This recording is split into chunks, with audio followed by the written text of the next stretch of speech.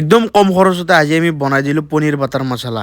Guys মই যাই আছিলোঁ ষ্টেমত যাই থাকোঁতে আমাৰ আহি থাকোঁতে ৰাতি হ'ল। আমি ক'ত তাৰমানে এনেকৈ ৰখি ৰখি আহি আছিলোঁ, আহি থাকোঁতে আমাৰ ৰাতি হ'ল। ৰাতি হওঁতে আৰু আমাৰ কিবা খাব আহিছিল, এখন ৰেষ্টুৰেণ্টত গ'লোঁ আমি।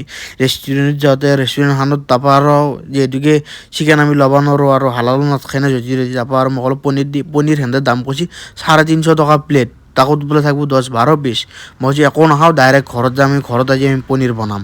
তাৰপিছত আহি গ'লোঁ আমাৰ চাৰ্লিত আমুলৰ পৰা আমি পনীৰটো লৈ ল'লোঁ। পনীৰটোত কিবা 140 টকা লৈছে, 400 কিবা গ্ৰাম আছে। আৰু এইফালে আমাৰ আমুলৰ ক্ৰীম এটা লৈছোঁ 70 টকা, 10 টকাৰ বাটাৰ এটা।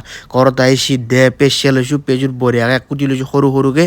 কুটি লৈ বিলাহী কুটছোঁ, জ্বালা কুটছোঁ, তাৰপিছত ঘৰৰে ধনিয়া আনিব পাৰিলোঁ যিহেতুকে পেজুৰ পাতো আছিল, পেজুৰ পাত দি দিলোঁ, বঢ়িয়াকৈ কুটি লৈছোঁ মিহি মিহিকৈ। কুটি লৈ পেলাই গাইছ পনীৰটো খুলিছোঁ, ভাবিলোঁ 140 টকাত কিবা পনীৰ দিলে। 140 টকা যদি ইমান ধুনীয়া পনীৰ পাম গাইজ, মই ভাবাই নাছিলোঁ, কোনো জনামত ভাবা নাই। বঢ়িয়া লাগছে আৰু আমাৰ লোকেল পনীৰটোতকৈ এইটো বঢ়িয়া লাগছে খাই পেলাই। আপোনালোকে ঘৰত ট্ৰাই কৰি চাব পাৰে গাইজ, এইটো পনীৰ ধুনীয়া আৰু মই আমাৰ যিটো আমাৰ লোকেল পনীৰ মই আনিছোঁ, বহুত আনিছোঁ সেইটো পনীৰ, কিন্তু ইমান এটা খাই পেলাই টেষ্ট পোৱা নাই। আৰু পনীৰটো তাৰমানে ভালো লগা নাই। মইতো ভাল লাগছে খাই পেলাই পনীৰটো। আপোনালোকে ট্ৰাই কৰি তাৰপিছত ডাইৰেক্ট তেল বহাই দিলোঁ, তেল বহাই দি আমি পনীৰটো ফ্ৰাই কৰিলোঁ, নহয়তো ভাঙি যাব। ভাঙি যোৱাৰ কাৰণে অলপমান ফ্ৰাই কৰি লৈছোঁ। ফ্ৰাই কৰি উঠি গাইজ আমি নুমাই দিছোঁ পনীৰটো। তাৰপিছত আমি দি দিলোঁ 10 টকীয়া বাটাৰ আনিছিলোঁ এটা, 10 টকীয়া বাটাৰটোত সেইখন তেলতে বহাই দিছোঁ। দি উঠি আমি গোটা গৰম মছলা দিছোঁ। তাৰপিছত আমি কাটি থোৱা পিঁয়াজ, বিলাহী, জ্বালা গোটাখিনি আৰু আমাৰ পিঁয়াজৰ পাতটো দি দিছোঁ। দি পেলাই মছলাখিনি দি দিছোঁ, নিমখ, জ্বালা, তাৰপিছত এইফালে তোমাৰ গৰম মছলা, মিট মছলা গোটাখিনি আমি দি দিছোঁ। দি পেলাই আৰু গাইজ অলপমান ভাজি লৈছোঁ। ভাজি পেলাই ক্ৰীম দি দিছোঁ। ক্ৰীম দি পেলাই বঢ়িয়াকৈ এইটো মিলাই লৈছোঁ।